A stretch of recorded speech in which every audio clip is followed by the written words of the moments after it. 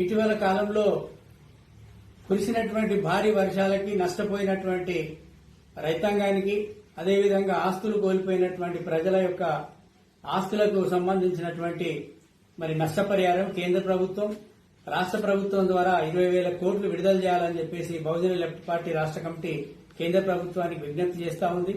అదేవిధంగా కేంద్ర రాష్ట్ర ప్రభుత్వాలు ఏదైతే రైతులకి వర్షాల ద్వారా ట్రాన్స్ఫార్మర్లు, అట్లాగే విద్యుత్ లైన్లు, దీని ద్వారా నష్టపోయినటువంటి పంట పొలాలకి ఈ వర్షాల మూలంగా చెరువులు చిన్న చిన్న కుంటలు తెగిపోయి కింద మొత్తం మట్టి పెట్టి ఇసుక పెట్టినటువంటి అవన్నీ ఇసుక దిమ్మల్ని తొలగించాలన్నప్పుడు చాలా భారీ ఎత్తున అక్కడ ఉన్న రైతులకు నష్టం జరుగుతుంది. కాబట్టి వాటికి ప్రతి ఎకరాకు 50,000 రూపాయలు ఇవ్వాలని చెప్పేసి ఈ సందర్భంగా కేంద్ర రాష్ట్ర ప్రభుత్వాన్ని డిమాండ్ చేస్తా ఉన్నాం.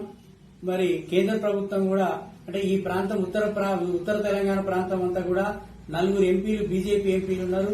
కేంద్రంలో ఆ ప్రభుత్వం అధికారంలో ఉంది. తర్వాత ఎమ్మెల్యేలు ఉన్నారు.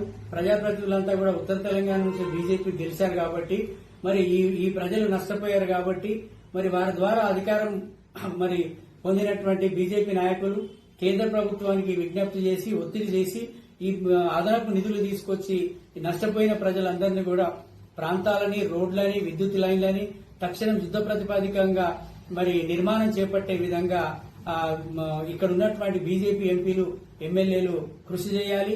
అదేవిధంగా రాష్ట్ర ప్రభుత్వం కూడా దీని మీద ప్రకటించినటువంటి 10 కోట్లు, 5 కోట్లు సరిపోవు. కనీసం ఒక జిల్లాకు 500 కోట్ల రూపాయలు ఖర్చు పెట్టి ఎందుకంటే చెరువులు, కుంటలు, మట్టి దిబ్బలు ఇవన్నీ తొలగించాలంటే 10 కోట్లకు 5 కోట్లకు కాదు, నష్టపోయిన జిల్లాకు ఒక 500 కోట్లు అట్లా విడుదల చేయాలని చెప్పేసి ఈ సందర్భంగా డిమాండ్ చేస్తాము.